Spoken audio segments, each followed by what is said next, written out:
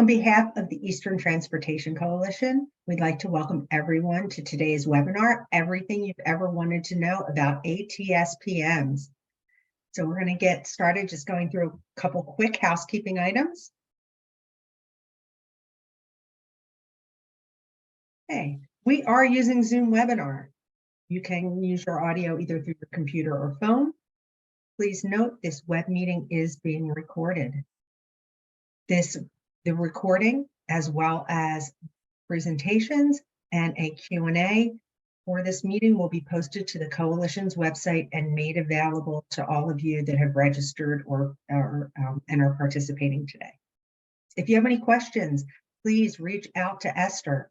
You can do that through her email.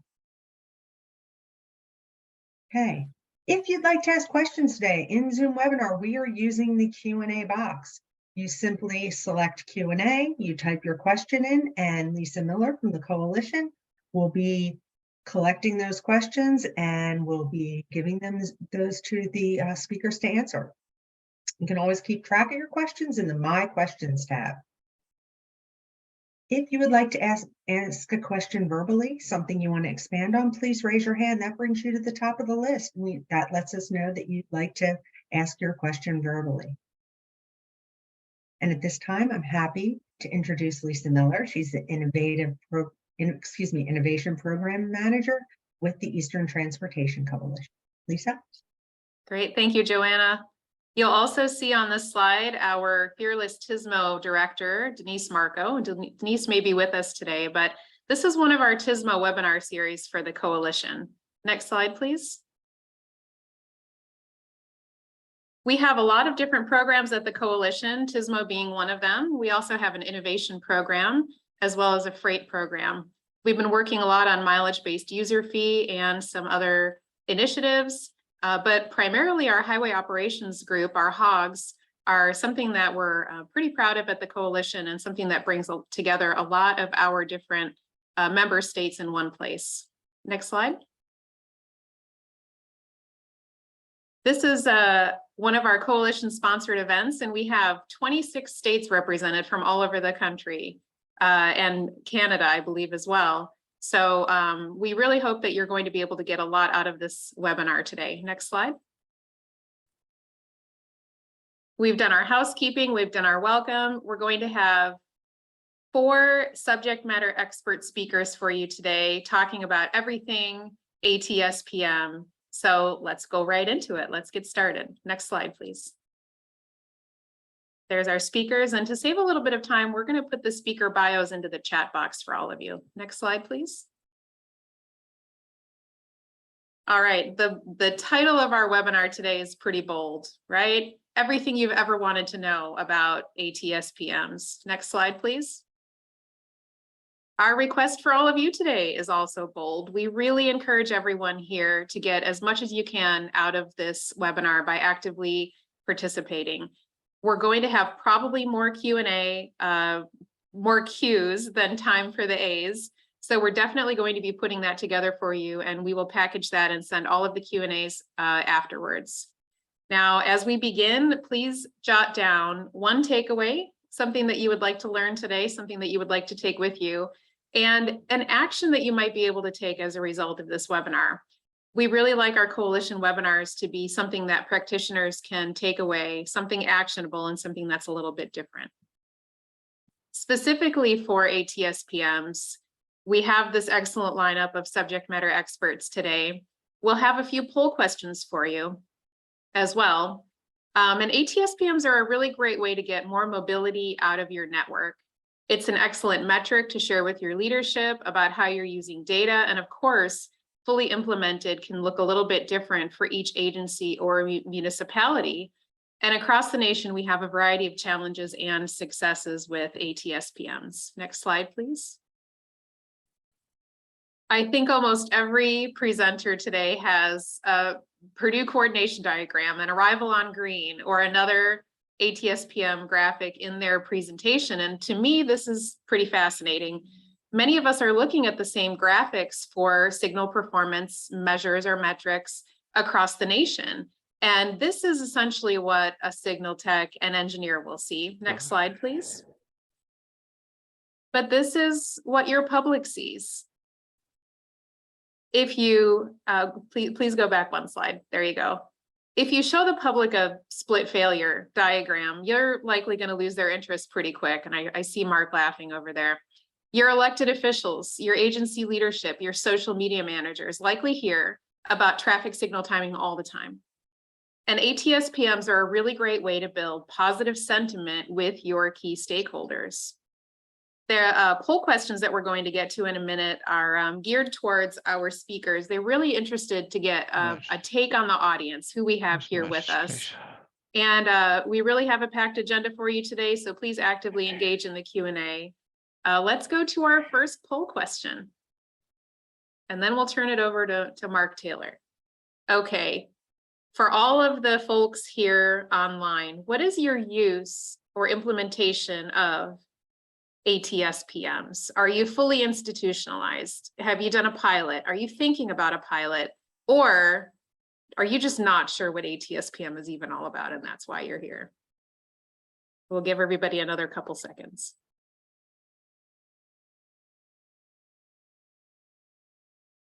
Okay, 3, 2, 1. Esther and Joanne, let's look at the results there. Okay, great. We have just under 20% who are fully institutionalized. Congratulations. And we would love to engage with you more to figure out how you got there. You're doing a pilot. That's great. We have kind of a 30-30-30 on the other ones. Who doesn't know what ATSPM stands for? We need to talk. This is great. I'm glad you're here. I'm really glad you're here. And we have about 30% that are thinking about a pilot. That's great. Okay, next poll, please.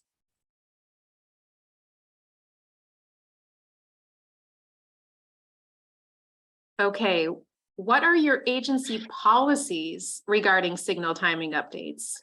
Are you able to do them whenever it's valuable? Do you need to have approval before there are any changes? Or is it a blend of approvals and as needed signal timing changes?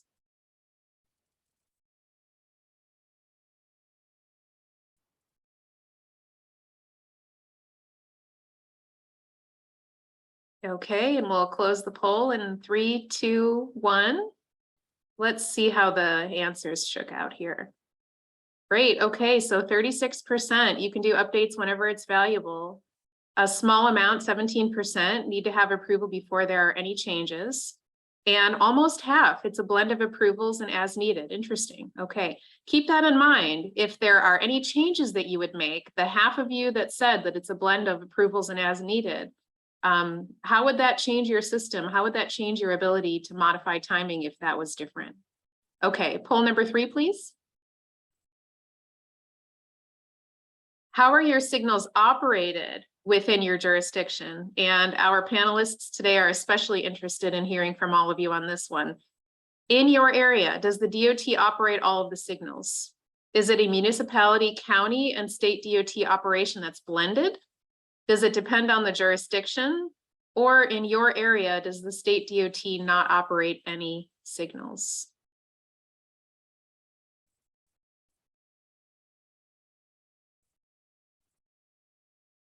And we'll close the poll in 3, 2, 1. All right, let's see how this shakes out here.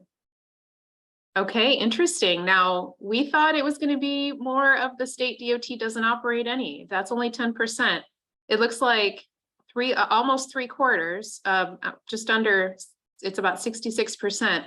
Municipality, county, and state DOT operation is blended. Interesting. Okay, great. All right, we can close the poll and move forward.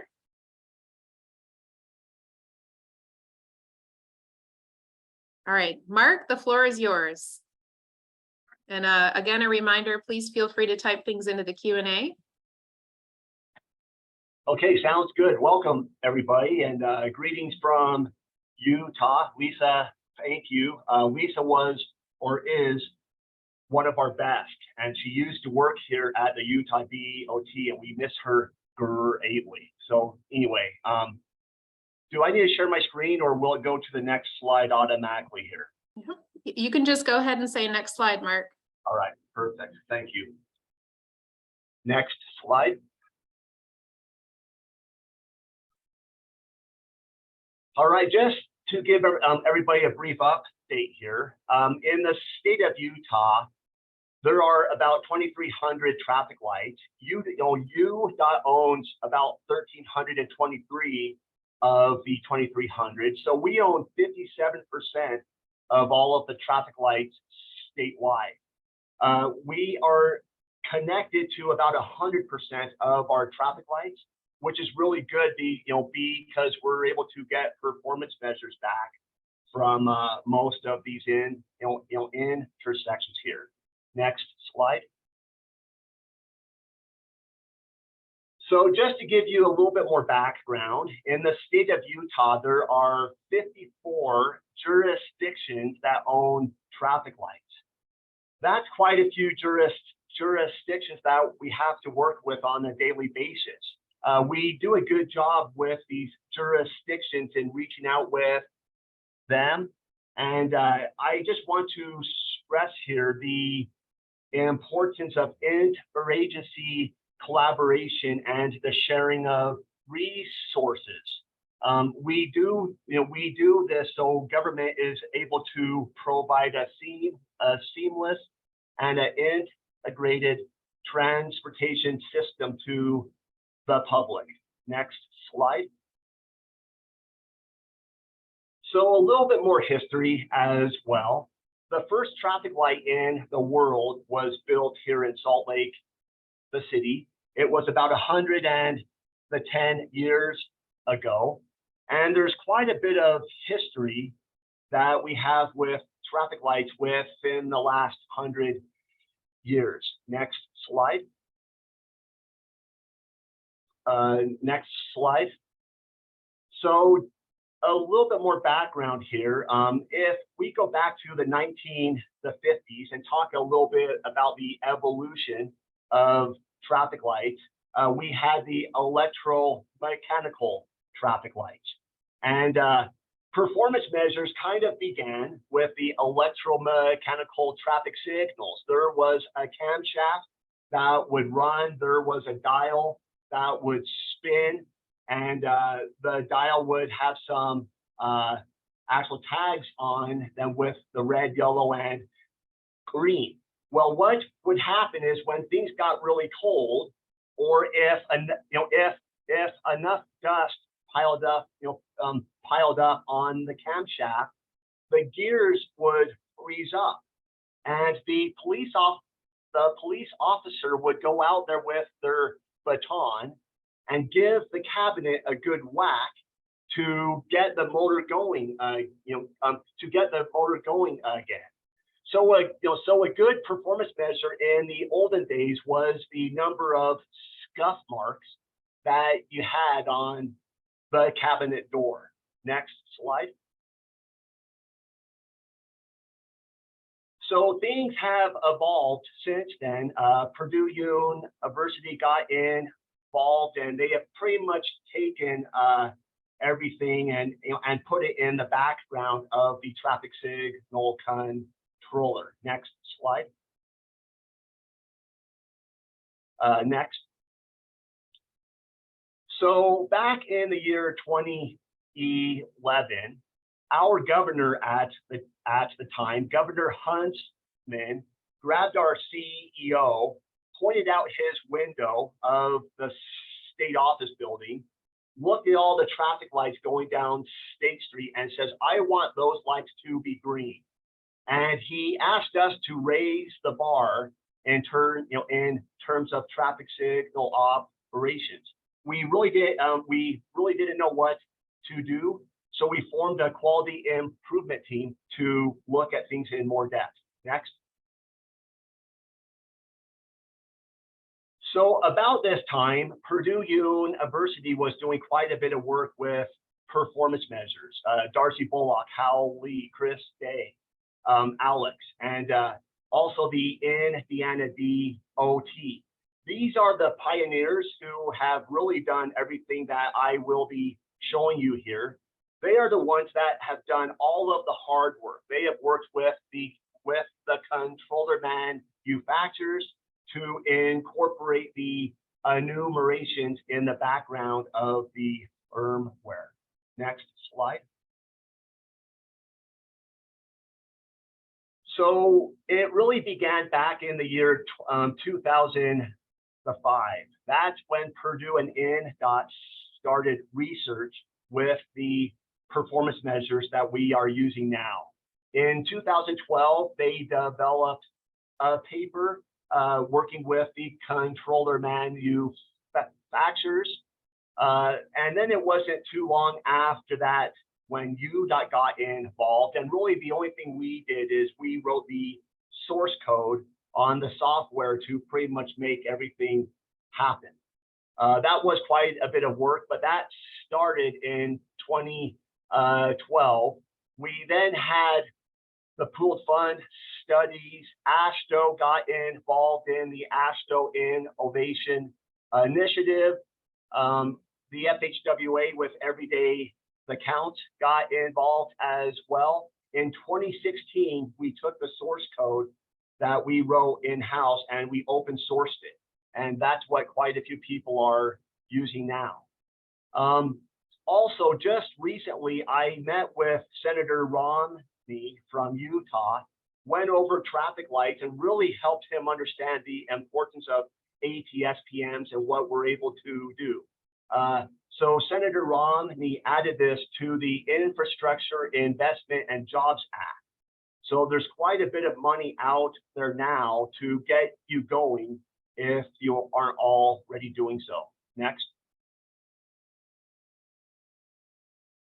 So the architecture of ATSPMs is pretty simple, but we're talking about either data coming from the vehicle sensor or it's coming from the traffic signal phase. That information is brought into the controller where it is logged with a 1/10 of a second format. Then every 15 minutes, we are reaching out to the traffic signal controller. We are pulling those logs back and we are dumping them on a server. We then use a web browser to graph and look at everything that we have got. Next slide. Next. So this is showing the raw data of what the ATSPM data is doing. Next. What you will see here is the enumeration code. So we get a timestamp to the 1/10 of a second resolution. We get event, the codes, and then an event parameter, and those mean different things. Next. Next. This is just a quick look at the U.ATSPM website. There's several other states that have a similar one as well. The URL to access our website is shown on the bottom left. This website is open to the public. So if you have a desire to share data, to look at data, or just get at the data in Utah, you're able to do that with the ATSPM website and the URL shown below. Next. This is showing about 6 of the 15 metrics that are in ATSPM. They're really pretty basic. The first one on the top left is showing traffic volumes. The second one down is showing how the phase actually terminates when the light changes from green to yellow. Did it gap out, max out, or force off, or skip? The one on the bottom on the left is showing if the vehicle is arriving during green or during red. The one on the top right shows what the pedestrian delay is. So what is the time from when you push the push button until the walk-in dedication comes on?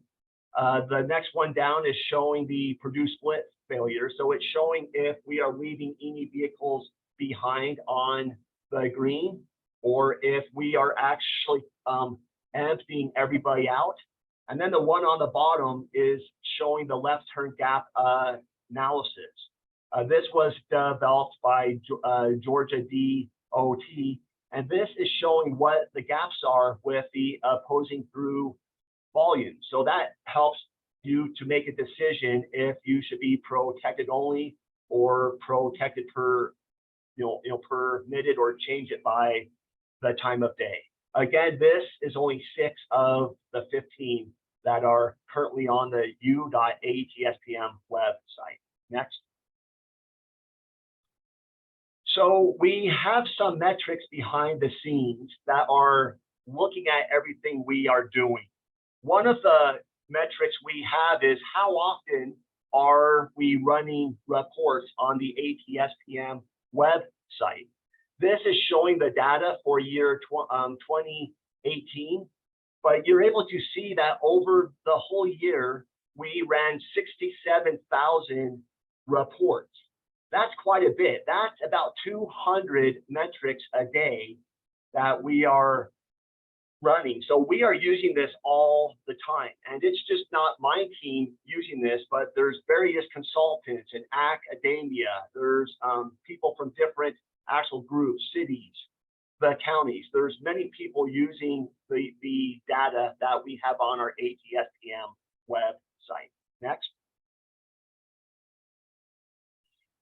We do receive some automated notifications when our vehicle and pedestrian detectors don't work. There's about 5 algorithms of things that we are looking at, things like no data coming back, or we are maxing out all the time. And we get an email every day. Next. We receive the email at 7 a.m.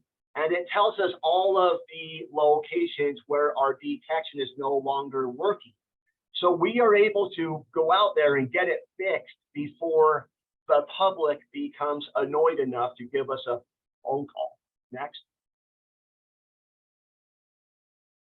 This is just showing the cost of the ATSPM system and what it would cost for a small and large the system. I guessed at the numbers here, but it's just kind of showing you how feasible it is if you don't have ATSPMs to hire a consultant and get going on it ASAP. I promise you, your life will be much, much better with ATSPMs.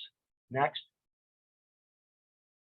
I'm now going to show you a few other things we are working on, kind of outside of ATSPMs. Next. This is showing electronic locks. So we are using electronic locks on all of the cabinets. Next. The reason why is because anyone's able to buy an actual cabinet key on eBay, and we have had issues with people getting into our cabinet who we didn't know who they are. So we have put electronic locks on all of the cabinets. Next. Next. Okay. So this is showing the electronic logbook. So we no longer use the paper logbook. Next.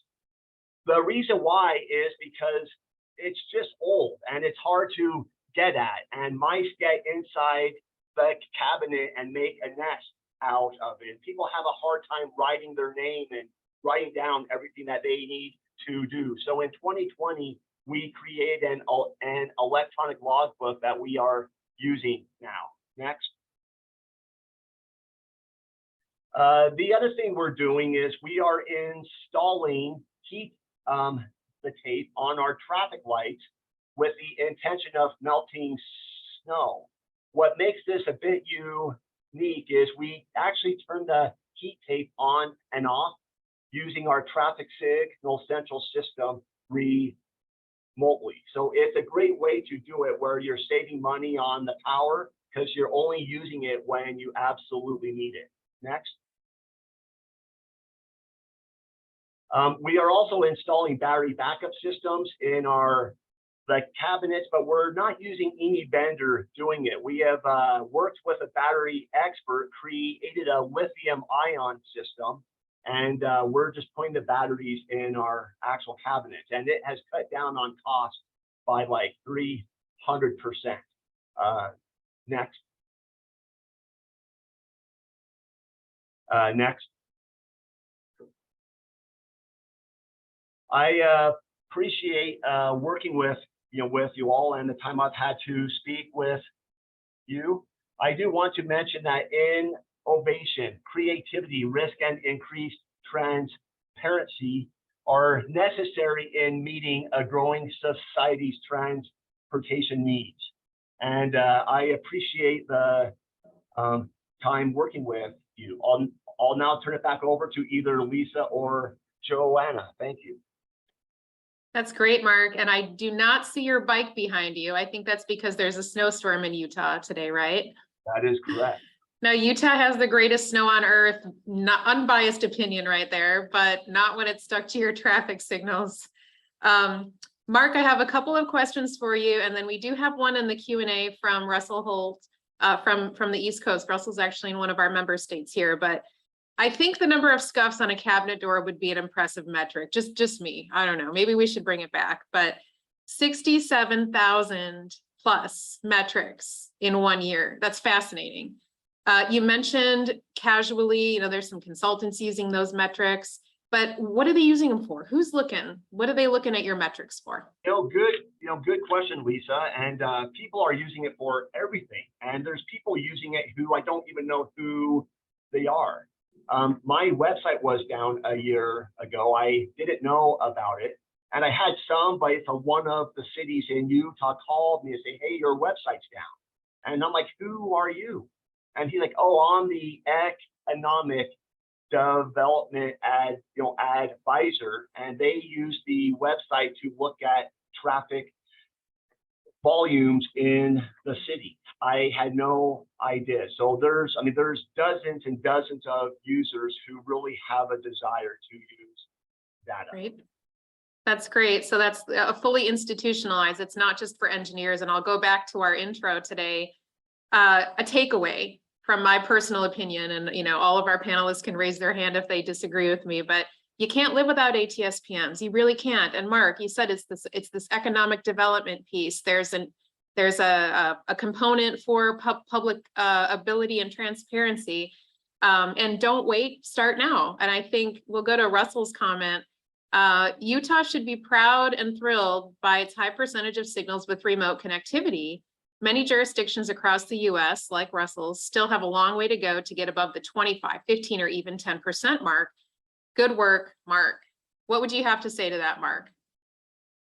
Well, thank you. And we've got the team of the people here at UDOT making it happen. I don't get too involved in that part of it, but there's just a lot of bartering going on that they do, and they work with the telecoms to actually share, and it's really helped us out quite a bit by doing that. Absolutely. And I'll mention the time that I was in Utah, when I worked at UDOT, there was a public approval rating of 70%-ish, upwards of 70%, which is kind of unheard of for a public agency to have a very good public rating. It's very important when it comes to doing innovative, cool stuff like what Mark is doing. We have one question from Isaac Alvarez. Mark, do any signals you work with have preemption for UTA or for the light rail, the tracks? Yes, they do. I would say maybe a quarter to maybe a half do, and we're using both the older infrared systems, but we are also using connected vehicle technology using CB2X radios, and we're doing it that way as well. Great. All right, one final question for you, kind of a heavy hitter here. Russell would like to know, what was UDOT's biggest challenge with the transition to the e-records, the logs, getting rid of the paper logbooks, and how did you overcome that? Any input that you have? They've discussed it at Russell's agency, but they haven't been able to do it yet. Oh man, it's been awesome. I just can't really tell you in 5 minutes or just just a few seconds of how fantastic it has been. But it's been a good way to manage things.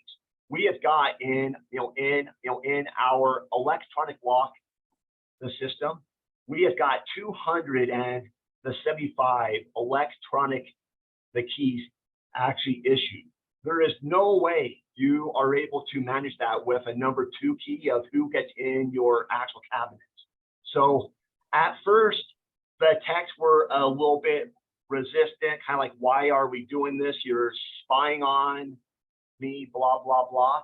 But now they absolutely love it because they're able to know who is getting into the cabinet and, and actually when. And it has really helped them understand things more and who is there and who is doing what and have that conversation back and forth. Great. Wonderful. Thanks so much, Mark. That was a great way to start us off. Next slide, please. Okay, ATSPMs for everyone. Joanna Bush with Mead and Hunt, please take it away. Okay, well, thank you so much, Lisa, Coalition, and everybody that's here. Let's see, I think I requested control. Let's see if this works. Yeah, she should have control. Okay.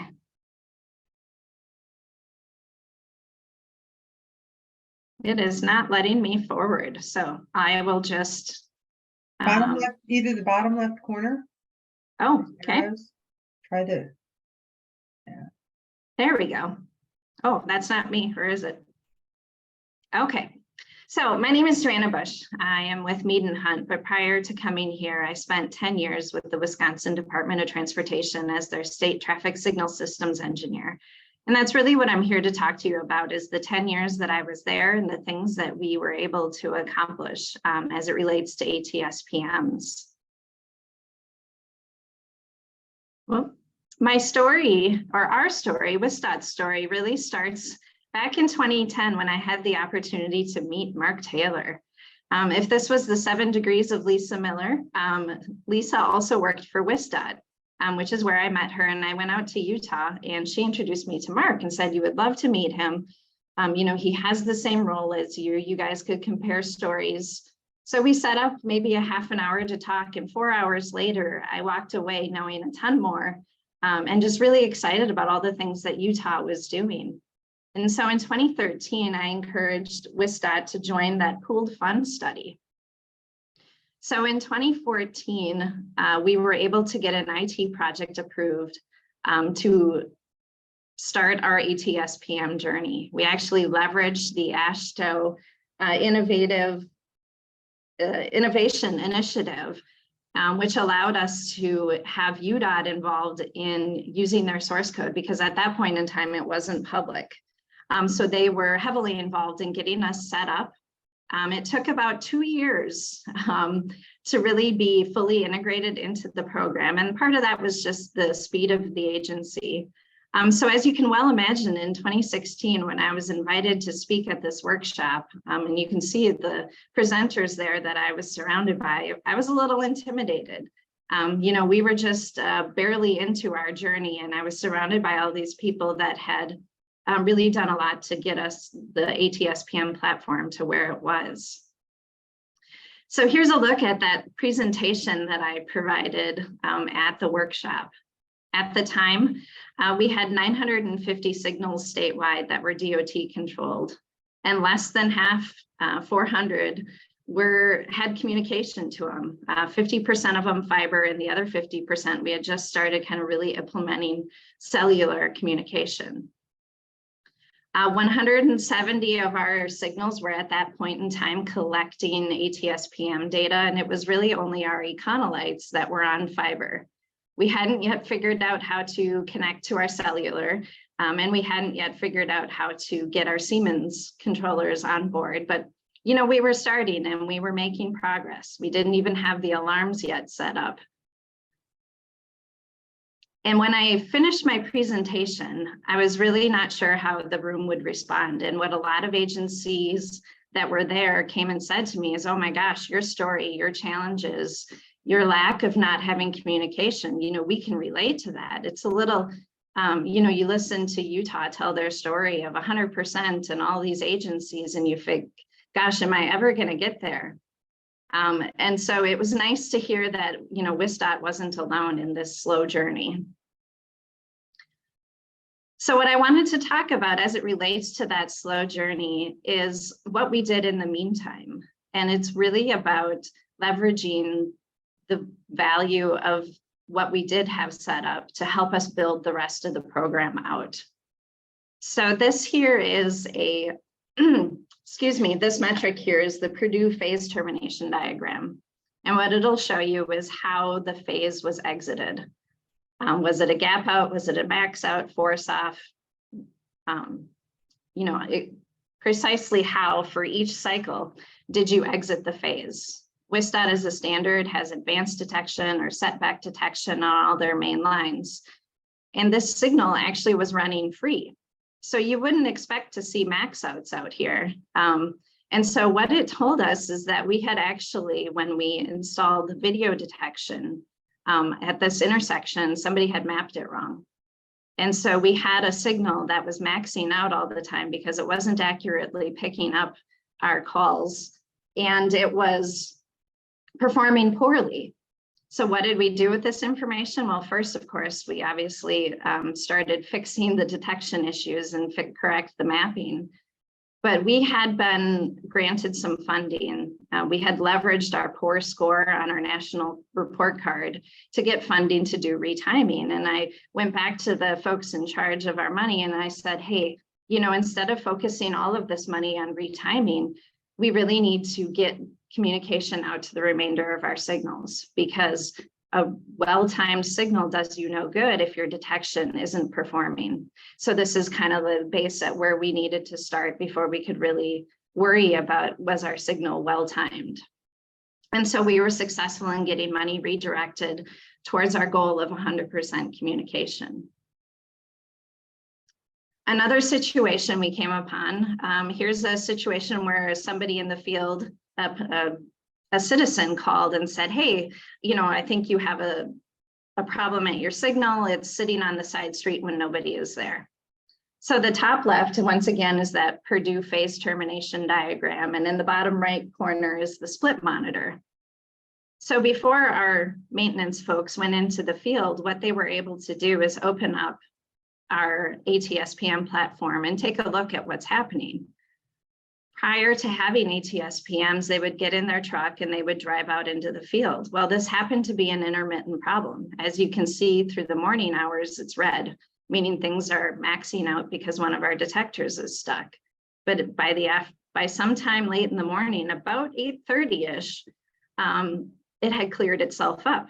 So when our technician made it to the field, they would have found that there wasn't a problem, would have disregarded it as the citizen complaint didn't really have any basis in reality, and would have moved on with their day, probably to come out here several more times. Well, we were able to look back in our history to see that this was an intermittent problem associated with phase 4. And so when our electrician went out into the field, they had the equipment they needed to troubleshoot that specific problem. So it really cut down on our maintenance time and our maintenance calls to be able to use the ATSPM information prior to going out in the field. Here's another one of those split phase diagrams. In this case, this is a signal that was running free. It's not coordinated at all, and we were seeing that it was maxing out. But it wasn't maxing out all the time, so we knew it wasn't a detection issue. Well, what it was is the max time we had set for that phase was just not enough. We had more demand that wasn't being served, and we were putting a lot of vehicles into danger because they were kind of in that go, no-go area when it maxes out. So we were able to adjust our max time for this free intersection. Well, what that changed as an agency is we had really put a focus on retiming our signals that were in a system. What this let us know that we also needed to do was make sure that in that program that we had built for retiming our signals, that our uncoordinated signals were just as important as our coordinated ones. The last example has to deal with adaptive. We had several adaptive systems that we had deployed. And this gave us a way to really monitor how they were doing. There's a sort of set and forget nature that a lot of us want to associate with adaptive, because there's so much that's going on. How do you really know how it's performing?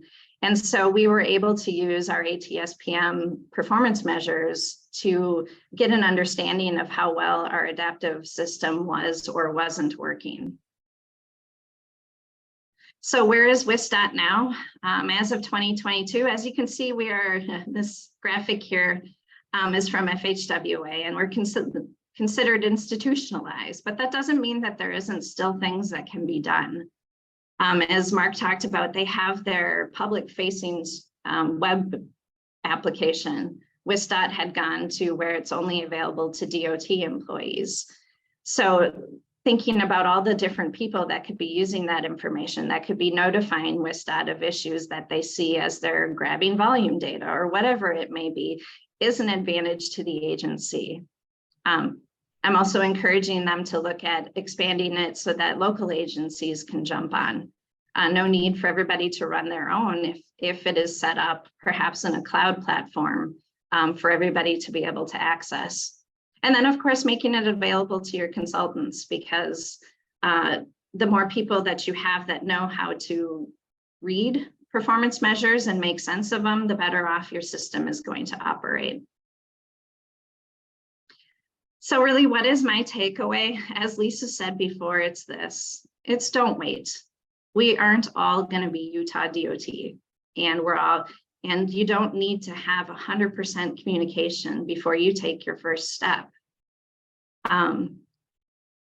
The second would be to utilize the industry. I mean, we've been talking a lot about the UDOT source code, but there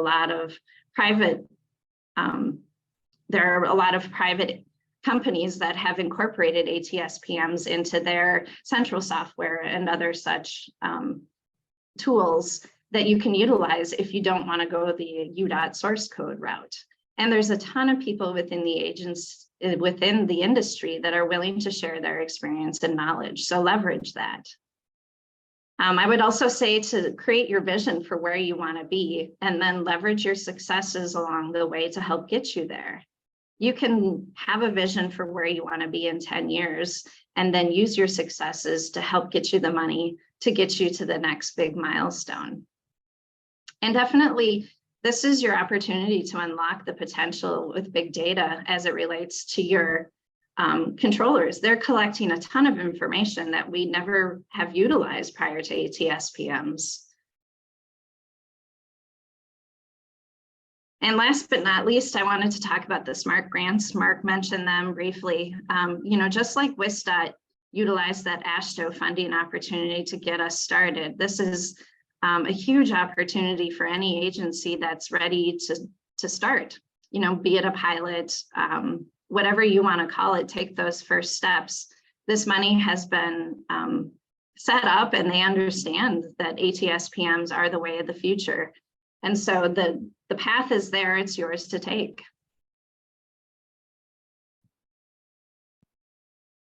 Great, thanks, Joanna. That was fantastic. I heard so many cool things. You couldn't see me because my camera was off, but I was fist pumping with excitement. You talked about maintenance efficiencies. You talked about improvements in safety. And if you can, please finish this sentence for me because I only captured half of it. A well-timed signal does you no good unless your detection is operating as you expect it to. Yes, unpack that a little bit. Tell me more about that. Well, when your detection is failed, either because it's stuck, you can have a stuck pedestrian button that is putting in constant calls. You could have a detector that isn't working and it tells the controller that there's a vehicle there when there's not.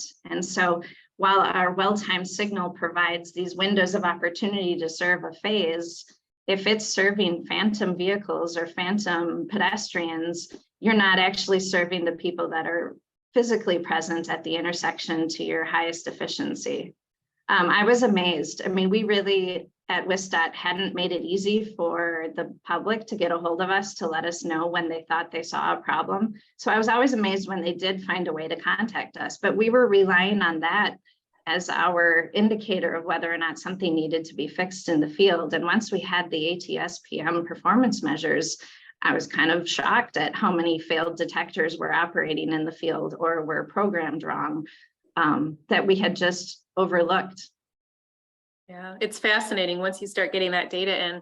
And you mentioned on a previous slide some resources. Of course, there's the Federal Highway Administration Group. Mark mentioned the Everyday Counts Initiative. There's so much out there for resources for ATSPMs. And obviously people are passionate about it. So not necessarily something where you need to say, hey, let's get this big giant contract with a consultant so they can do our ATSPMs. There's so many different ways you can crunch that nut. We have 2 questions for you in our chat box here. Matthew wants to know what security standards were developed for connecting to your signals over resource share high-speed comms for ATSPM. We did not have any resource sharing. So our comms were uniquely and specifically for the agency and for the signal communication. Mark probably could speak more to if he was using shared fiber, shared comms. Okay, one more question for you. Does WISTOT manage any of the signals in Milwaukee? I believe that answer is yes. There are some within the city that are DOT owned. The majority are city owned. The ramp terminals tend to be where they would keep things, or some key intersections of 2 state highways would be state owned. But everything else, I think the city of Milwaukee is probably number 2 in terms of the total number of signals that one agency operates. Okay, great. Thank you so much. All right, thanks, Joanna. I think we will go on to our next presenter. Next slide, please. Great, Kelly, the floor is yours. Thanks, Lisa. And thanks, Mark and Joanna, for setting the stage. It makes the it makes it a little bit easier to go through my presentation without having to explain so much on the technical side of how ATSPMs work.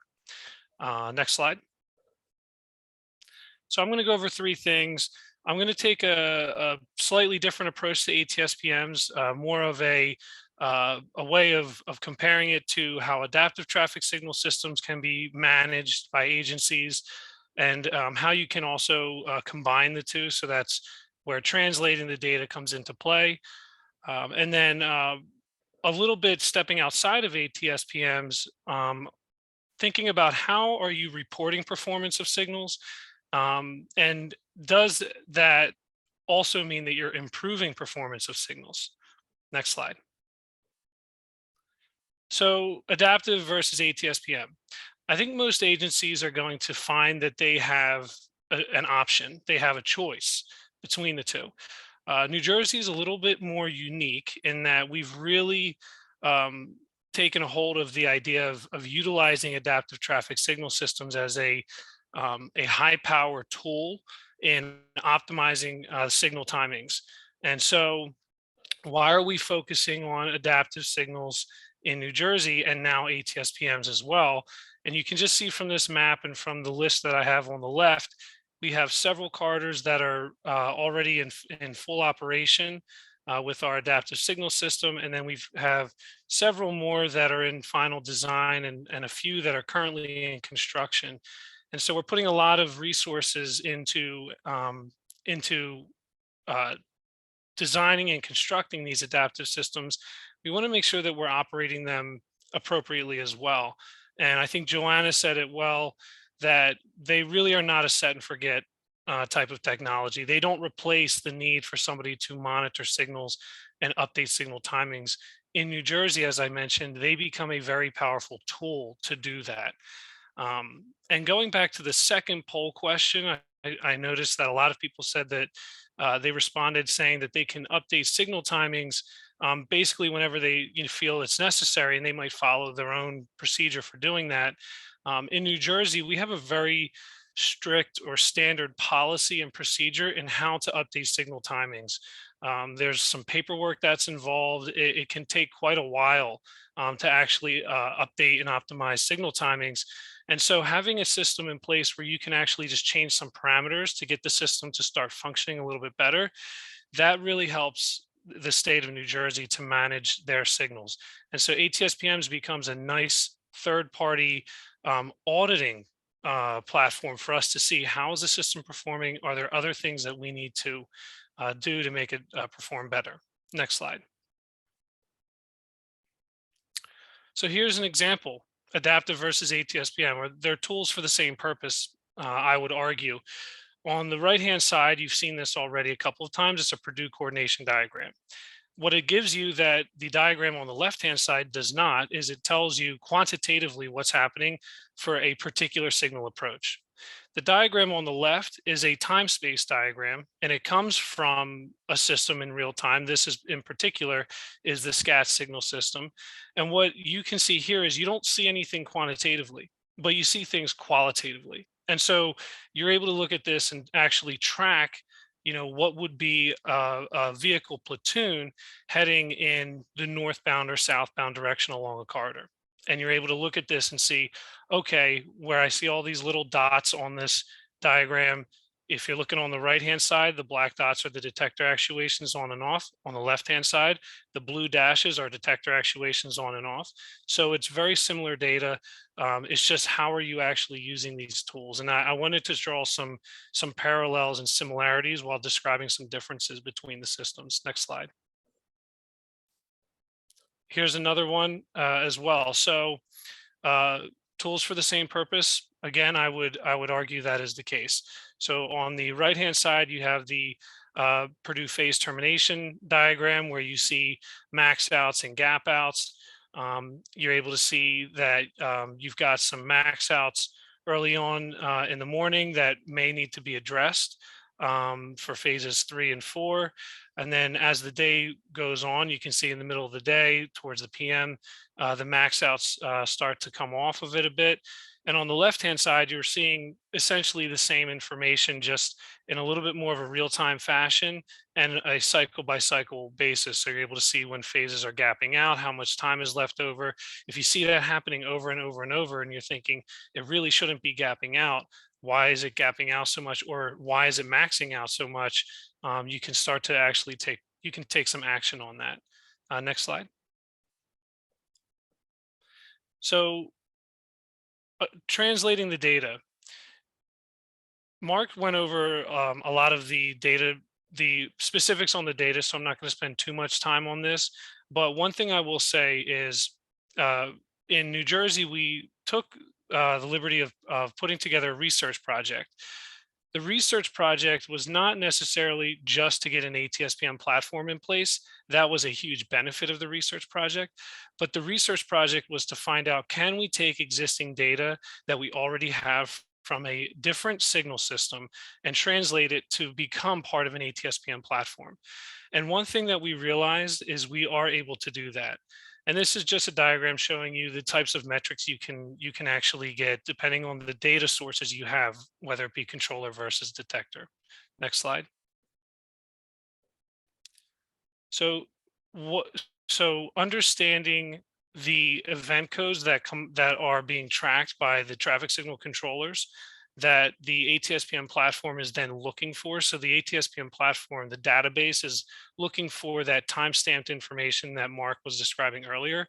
Once you have an idea of what those event codes are and how they relate to the signal timings, you can actually start to translate that data and better understand what's going on with another signal system. And this is just an example of all the event codes that we found were very useful for the metrics that we wanted to translate out of our adaptive signal systems. Next slide. Here's an example of translating some data. This is just phase on and green begin. Essentially, you have a log file that comes out of another signal system. Basically, any signal system or any controller that you have access to will have a log file. It just depends on how you're able to pull it out. In this case, we're looking at a SCATS log file where it tells you things like what's the current running phase. It gives you a time stamp on that. It'll give you, things like when there's phase demand and when there's pedestrian demand. And so in this case, we're looking at a current running phase and translating that to event codes 0 and 1, which are phase on and green begin. By translating that information, the ATSPM database is now going to be picking up that timestamp piece of data and then putting it into the metrics that it needs to be in. Next slide. Here's just another example of some of the translation here. This is a phase gap out. So again, on the right-hand side, you have a SCATS log file where it tells you all these various things that are happening at the signal and when they're happening. And then you find that piece of information where it mentions that a certain phase had gapped out, and then we knew what phase was running. We go back and we translate that to event parameter 4 for, I'm sorry, event code 4 for parameter 4, which is phase 4. And then the ATSPM database picks that up. Next slide. And then the last slide I have on translating the data is not just from a traffic signal system output that's telling you what's going on in the controller, but on the right-hand side of that Venn diagram, we also have detector data that's very useful. So we have various sources of detector data in New Jersey. One is from Autoscope, another's from Wavetronics. And here, again, you're just getting time-stamped information from these systems, and then you're translating these to the events that the ATSPM database is then going to be reading to better understand when are the detector actuations going on and off, and then populating those metrics for us to view and to understand, like arrival on green, understanding the Purdue coordination diagram a little bit better, traffic volumes, turning movement counts, things like that. Next slide. So this is just a graphic showing you how this works. Again, this was part of a research project. What happens is the event translator was written in Python. The ATSPM source code is written in C#. And so what this does is sits outside of the ATSPM system. It's pulling data every 15 minutes from the SCATS server that generates those files, those logs, and then it's actually translating and pushing it into a folder pushing it to the database actually for the ATSPM platform that is then sitting on a separate server. And I think one thing that I just want to reiterate here is understanding these event codes and how they're tracked in the ATSPM platform.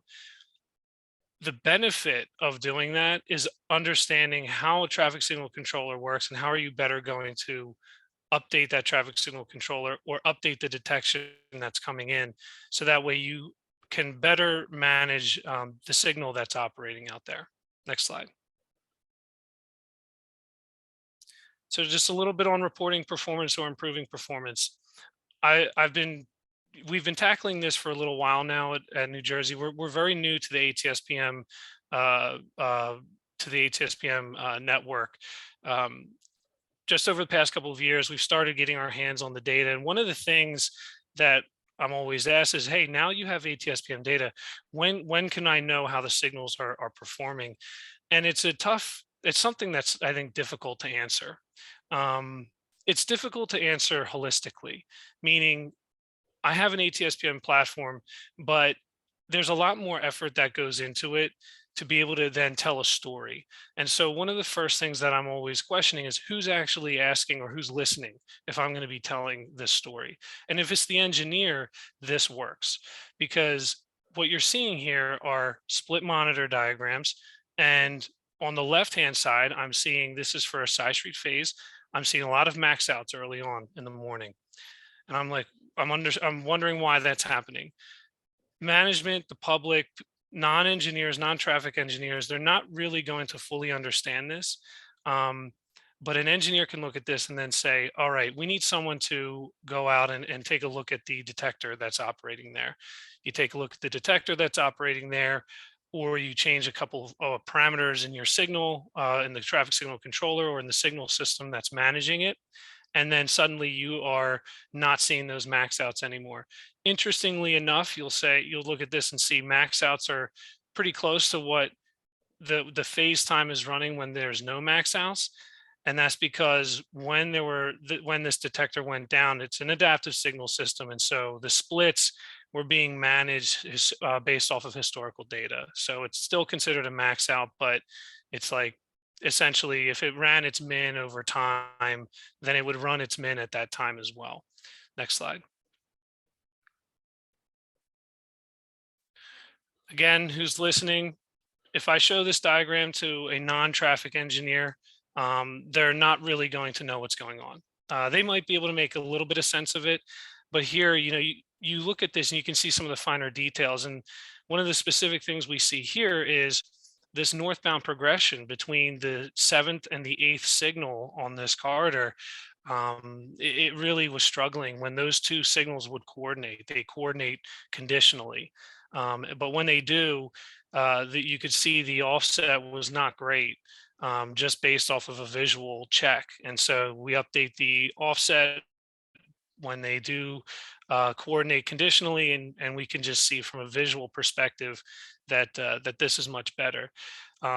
If I show, we would look at Purdue coordination diagrams, and you would see that the arrival on green has now improved significantly if we were to look at the ATSPM platform for working a situation like this. Again, it's important to know who's listening when you're telling the story. Next slide.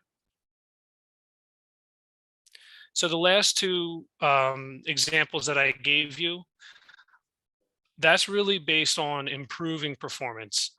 Reporting that is difficult. So we're reporting on our signals now that we have all of this rich data. And so we started looking at some other things as well. This is outside of the ATSPM platform. This actually comes from the Probe Data Analytics suite, which is developed by the University of Maryland Cat Lab. And this is just a bottleneck ranking for one of our adaptive corridors. And you can see this is something that is very useful for us because we can look at this and then very quickly see where do we need to focus our attention? Where is the system not really doing a great job? And then other ways we can also see where was it not doing a great job and how's it doing now? So for example, the 8th ranked bottleneck used to be the 1st, the 2nd, the 3rd ranked bottleneck early on in the year. And then we made some changes to the signal system to accommodate that.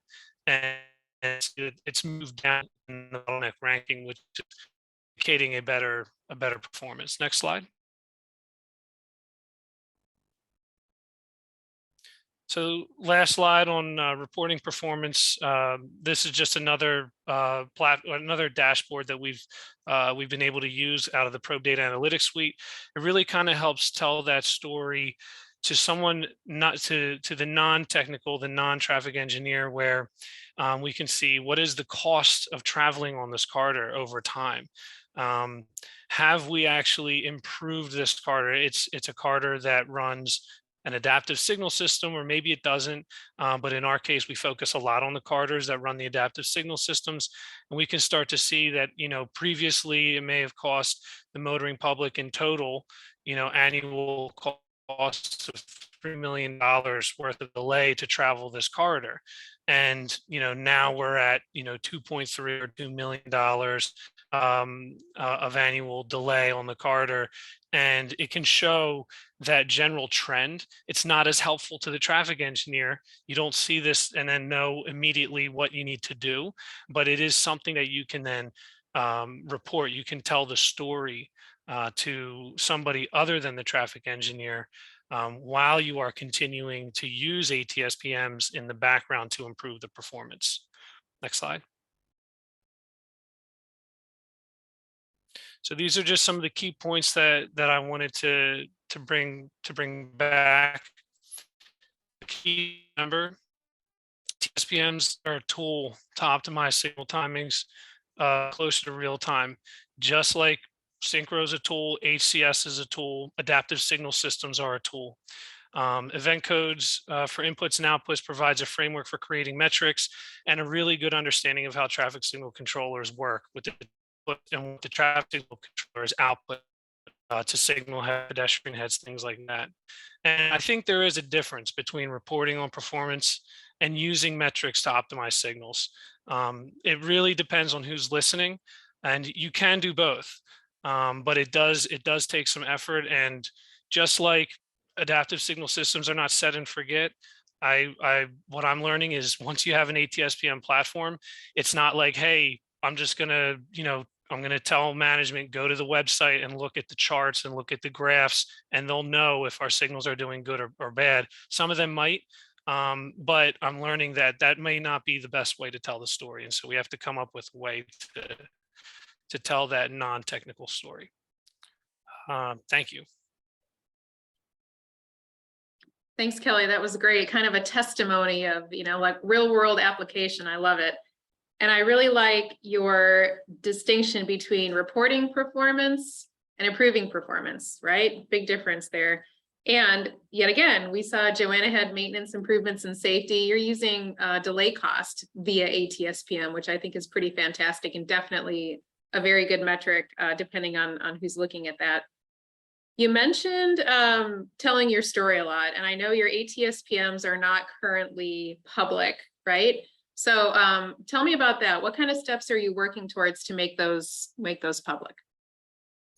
Yeah, so right now our ATSPM platform sits on a server that anyone inside the NJDOT network can get access to.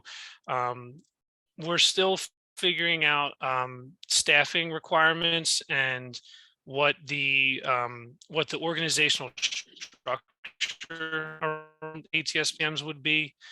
Something that I'm discussing with my management, because this is a platform that's been born out of a research project.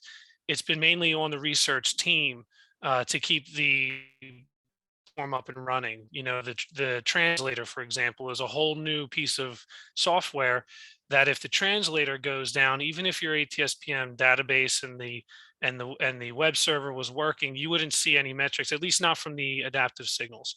And one of our next steps is to start pulling data from other signals that are currently connected to our fiber optic network. And so I think one of the key steps is getting the staff, the organization around ATSPMs nailed down, so we know who's going to be managing, who's going to be responsible for if things go down, and then also expanding it. So if you log into our system right now, you're going to see about 100 signals available. NJDOT owns about 2,600 signals. So someone would start, saying, hey, when's this signal going to become available and things like that. So that'll be one of our next steps as well. Great. Expanding. Fascinating. Good luck. And of course, you have a whole host of folks that are willing to help you out. Okay, we have time for one question, and then maybe we can get to Jeremy's question at the end in our Q&A. But Matthew wants to know, in New Jersey, are you partnering with locality signals too, or is this just state maintained signals? So it's just state maintained signals pulling into our ATSPM platform. But one thing that my management is very big on is sharing state resources with local, so that we have more of a seamless platform to offer to the public. And so I'm sure that's going to be something once our platform is more mature and our organization is built around it a little bit better. I certainly could see that being one of the first things we do, is reach out to locals and see how we can incorporate their data as well. Great presentation. Thanks, Kelly. Okay, Thanks. Next slide, please. Stan, the floor is yours, and then we'll have a bit of time for Q&A. So please go ahead and type in your questions into the Q&A box.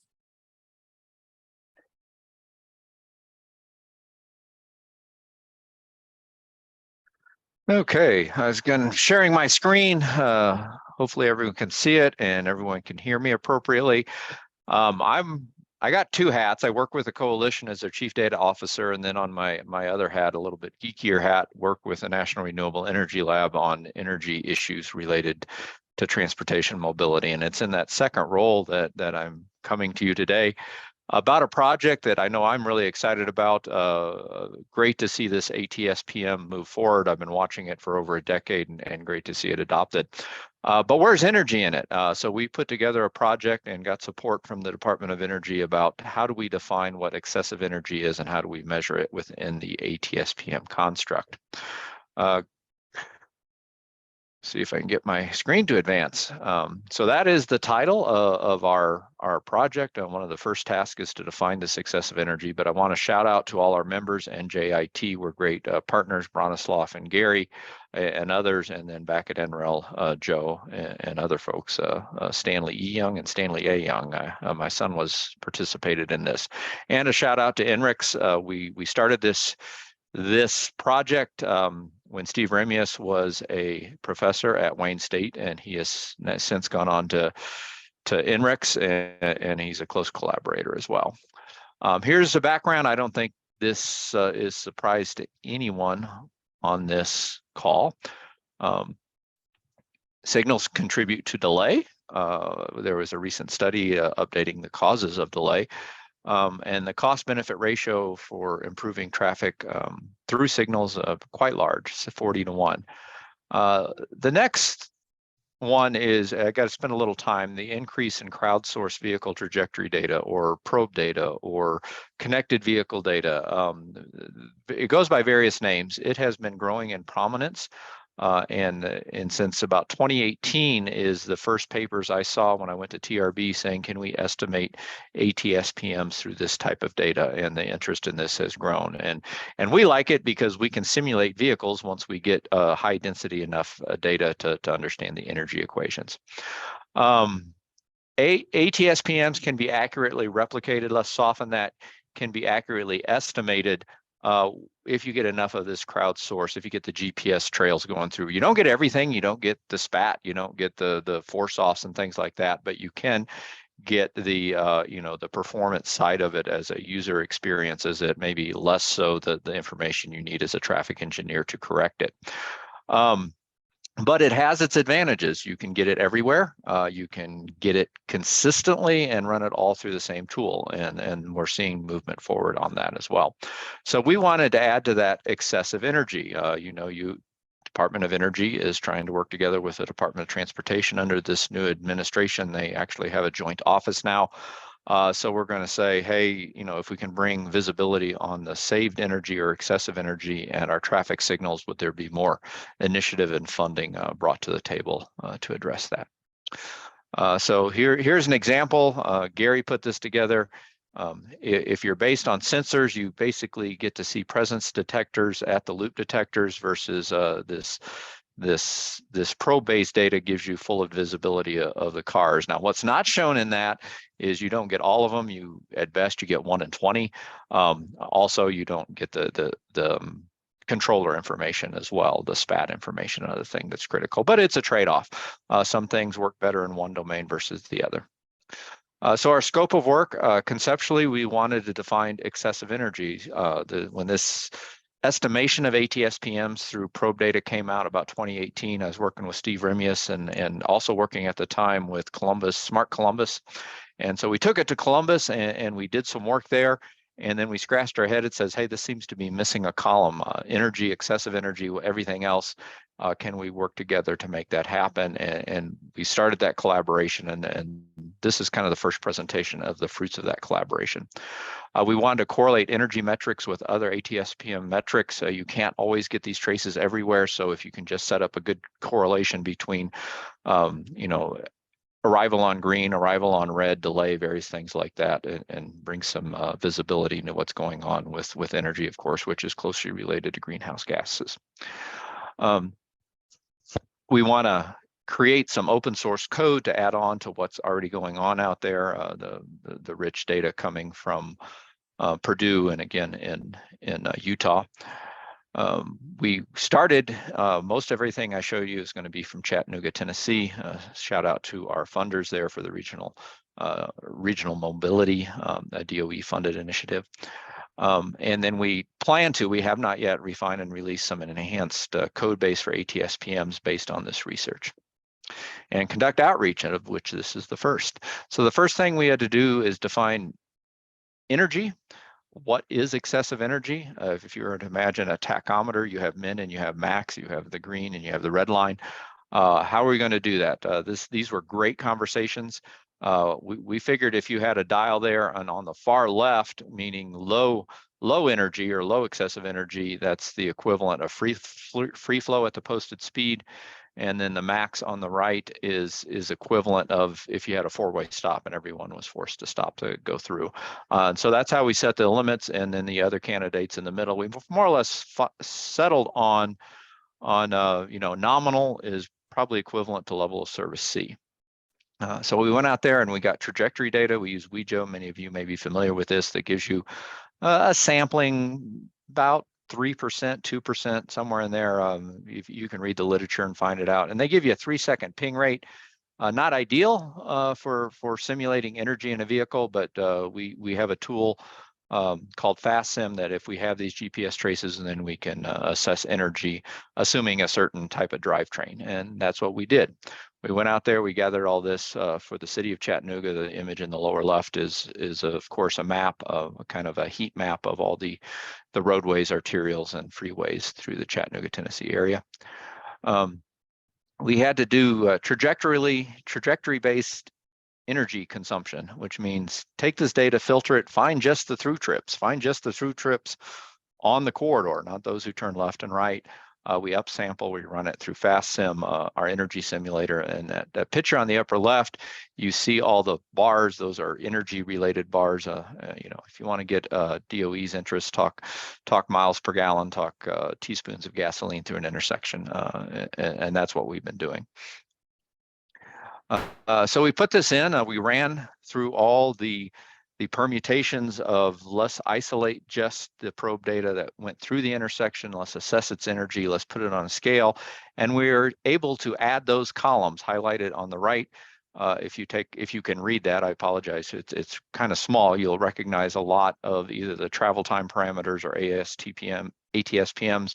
And then we added 3 columns related to energy. And on the lower one right down there, you'll see gallons of gasoline equivalent per 1,000 vehicles, GGE/1,000 vehicles. We were very proud when we got to this point of view. We set up all the processing, we did it all, we did all the simulation and moving on to correlating it. And then one of our astute program managers says, hey, this doesn't seem to correlate visually to these other, particularly the stops, the percentage of stops or arrival on red, things like that. So we took a closer look. It says, hey, what is going on here? What was going on is what we called coupled versus regular intersections, corridor operations versus independent. And if the signal was operating independently, meaning it was more than 400 or 500 feet from the upstream or downstream, we had good correlation. But when they got grouped together and less than that, it was just an acknowledgement that you can't look at individual signals and fully understand the picture, because its operation, if it's in close proximity to the upstream or downstream one, are highly coupled. So if you take a look at these squiggly diagrams, we labeled them, instead of time space diagrams, energy space diagrams, the consumption of energy of vehicles as they go through that. I wish I had a larger picture to show, but NJIT did a great job of depicting energy consumption in visuals and various graphics like that parallel what we're used to in traffic engineering. So the scale of this, we started what was on the left, which was all the data that was coming from our probe data provider. In the middle, we isolated it down to intersections and corridors. And then on the far right, we normalized everything. We assigned the intersections to corridors and began to look at energy consumption at an intersection by intersection level, but aggregated to corridors so we could begin to understand it and see the correlations with our mainstream ATSPM performance measures. And this is where we landed. This is as of a couple of weeks ago. We have a very, very strong correlation, and we're doing more of this with the other ATSPMs, but this one happens to show the correlation between delay per vehicle and excess energy. Having lived in transportation my whole life, seeing a strong correlation of this over 70%, it's like, oh, right, we're onto something here. So we're working, moving the culmination of this will be basically a research report, but also the code base to say, here's, if you're collecting ATSPM information, whether virtual or whether hardware based, it doesn't matter. You can add that additional column and start taking a look at excess energy as well. I think that's all I had. Oh, conclusions, conceptualize excessive energy. I say that's the same thing as excessive time, and excessive time is called delay. I don't know what the term for excessive energy is. Maybe we should make something up, but the amount of energy above what you would expect to spend, we're able to define that. We did have all our conceptual work on one corridor there called Shaliford Road, and then we scaled it up in the entire Chattanooga area. And now we're seeing very strong correlations between the traditional traffic mobility metrics as defined in ATSPM and this excessive energy metric. So whether you collect it and assess it with probe data, or you collect it and assess it with hardware-based information, and you can still fill in this column of excessive energy. We do have next steps. We want to move this out and make it available for people to begin to use. We're doing that in discussions both with industry as well as with practitioners. But we think this is a step forward. There was some previous work like this that was based on just average speed through a corridor, but this begins to take advantage of some of the more sophisticated energy tools that the DOE is bringing to the table the last few years. Thank you. That's all I had. I'll stop sharing and turn it back to you, Lisa. That was great, Stan. Thanks. I have a million questions about this excessive energy ATSPM metric. Maybe some high points. So time of day, of course, matters there. And how do you convey the most optimized when it comes to an excessive energy ATSPM? That's where that discussion is. What are our expectations? Having a little bit of traffic background, I would expect a high correlation in arrival on red versus energy. And that's kind of was our sanity point when we looked at the early results. And that's what kind of we tripped on. Why are we getting results that we didn't expect? And that's that coupled intersections versus independent intersections. I think everyone recognizes it. The better time signals that you have, the better energy efficiency that you have. And now we're just able to put a bit more precise metrics on what that looks like. And you got me going, and I forgot your question already, Lisa. So I'll leave it at that and keep, follow on that message. I think the message now is there's so much concern with global warming, energy independence, petroleum-based issues. At least in the traffic signal space, we can have a very reasoned, defendable, objective conversation and bring that into the funding questions and the priority questions as well. Absolutely. And I'm going to date myself a little bit here. I think the new DOT DOE kind of parallel with the IIJA and the electric vehicle, electrifying our network it reminds me a lot of back in the mid-late 90s when ITS was first coming online and all of the VMS, DMS were going in and the traffic count stations and all of that kind of stuff was sort of newer to us. And there's all sorts of efficiencies when it comes to energy use with air quality and throughput of the vehicles and all sorts of stuff like that. So I'm wondering, let's do our final poll question and then we'll go to the Q&A. And there's one question in particular that I would love to focus on with the Q&A. So, all right, poll question number 4, final of the day. What's holding you back?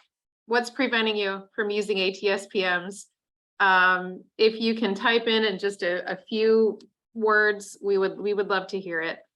Joanna showed a graphic from 2018 that had a lot of states that were institutionalized, some states that were in progress, and then some states that weren't really doing a whole lot with ATSPMs at all. So if you have any feedback, please let us know. We'll leave it open for another few seconds here. Actually, Lisa, if you want, we could leave it open while you're still doing the Q&A. If it takes people time to type in, we'll just leave it open. That would be great. Good idea, Joanna. Thank you. Okay, Jeremy, your question is kind of burning a hole in our pockets over here. There's a lot of really good engagement on that one question. And I was wondering if each one of our panelists, if you wouldn't mind turning your camera on and we can address Jeremy's question. So this question came in when Kelly was presenting. What's the benefit of sharing ATSPMs with the public seems like it invites a lot of unnecessary discussions and public signal experts. And of course, that should be in air quotes, right? I always joke that everyone that has a driver's license is an honorary traffic engineer. So of course, they have a lot of opinions, the drivers on our system, for how things should work. But we had a couple of answers to the question there, but Joanna, Mark, Stan, Kelly, I'm curious what your thoughts are there. Let me take the first crack at it, Lisa. That's an interesting question, very good question. One of the things that we are always reminded of by our director here at UDOT is we are working for the public. They are our bosses, right? Our actual currency with them is the trust of the public. And that, that is our revenue in actual government, is how much the public is trusting us. If the trust level is high, it's good for us. And if they don't trust us or government, that is an issue. So we try to be as transparent as we can. And if there's any data we have, there's really, as long as the data is not secret, right? It's not social security numbers or birthdays or any of that, we give it to the public. I mean, if they want the data, use it. If they don't, no big deal. Because if we don't give them the data, they're able to get the data. They just have to ask us for it. And because we are government, we need to hand it over. So why not be transparent right at the beginning? Agreed. And Kelly, you mentioned it's important to know who's listening when you're telling your story. This isn't just inviting the naysayers. There's a lot of power in telling your story, right? Yeah. My thought on this, and to be fair, New Jersey doesn't have this experience yet with an outwardly facing ATSPM platform, and what that could end up generating for us in terms of communications with other, with anybody who has access to it. But just a couple of things that I thought of after I responded, and I basically just used Mark's anecdote of the I think it was a gentleman, Mark, he was a developer, or he worked for like a development division within a city, something like that. Somebody who's looking at this data, the first thing that came to my mind after I responded, I thought someone who's looking at this data and is going to understand it most likely will be helping us more so, I would think. Yes, they might look at this. You could have someone who just makes it it becomes their life once they know this data is available, and they might look at this and send, 20, 30, 40 emails a day or something like that, and say, hey, a lot of max outs on this side street, a lot of issues here, your arrival on greens down here, something. I don't know if that is the case. It's possible. But even still, if that's the case, I still think in the long term, that's actually helpful. I remember I used to get phone calls, about our systems before we had an arterial management center, and now we're so on top of it, I don't really get phone calls anymore. But I used to get phone calls about some of our systems, and people were very apologetic, actually. And I was like, don't apologize. If there's a problem, do bring it to our attention. And if they bring something that's not a problem, then you can use that, possibly as an example to explain to them, like, I appreciate you telling us, but we see that it's not an issue and this is why. And maybe that helps foster that trust that Mark was talking about. And Joanna, final thought is yours, and I'll set you up here. In your reply, you said, excuse me, in your reply, you said, it's not just the public, it's neighboring agencies, it's consultants. And Mark has done so much work behind the scenes for years and years and years. This ATSPM, Utah didn't just snap their fingers and have this fully implemented system with municipalities online and everybody cooperating together. There was a lot of work behind the scenes, right? So this is an opportunity to coordinate with your partners as well. Yes, well, and it's a time saver. I mean, as they alluded to, as a public agency, it's your responsibility to provide this information if they ask for it. And maybe it's just Wisconsin lawyers, but our signal engineers would spend a lot of time packaging information as it relates to crashes that happened at signalized intersections. And I imagine this would, instead of having to package it together, explain what everything is, tell them what they know, you can instead point them to someplace to be able to get their own information. And it's all about transparency. And I think, as Kelly said, in the end, everybody benefits from it. You're getting free services. Somebody is looking at your efficiencies without you having to spend the time doing it to bring it to your attention. I am guilty of sending to Mark, hey, I was putting together a presentation and I noticed this thing. And, so you're getting services for free, and that's always to the benefit of the traveling public. Lisa, just one last thought with what everybody said, right? We are building tens of millions of dollars worth of infrastructure every year, right? We're building bridges and roads and everything else. And we're doing this really with traffic volumes that have been counted on a single day. And then we will apply a growth factor to it and say, oh, here's what we need to do. And how often do we get that wrong? And why not take data if we have it, share it with everybody, so they're able to look at things over seasons and months and really all throughout the year and make better informed decisions, not just what we do with traffic lights, but bridges and everything else. Yeah. Instead of a snapshot in time, it's a real world metric. I love it. Well, thank you to all of our presenters today, Joanna, Mark, Kelly, Stan. We really appreciate your time and your excitement about this topic. Joanna and Esther, thank you so much for your assistance today with the webinar. We will be putting the slides together in the Q&A for you and sending it out to everyone. So thank you for joining us and have a great day. What about the answers to poll 4? Yes, do we have any, Joanna? Anything there? We do not. We have to actually download that information, but we will share it with with you, Lisa, and then you can share information as needed, as appropriate.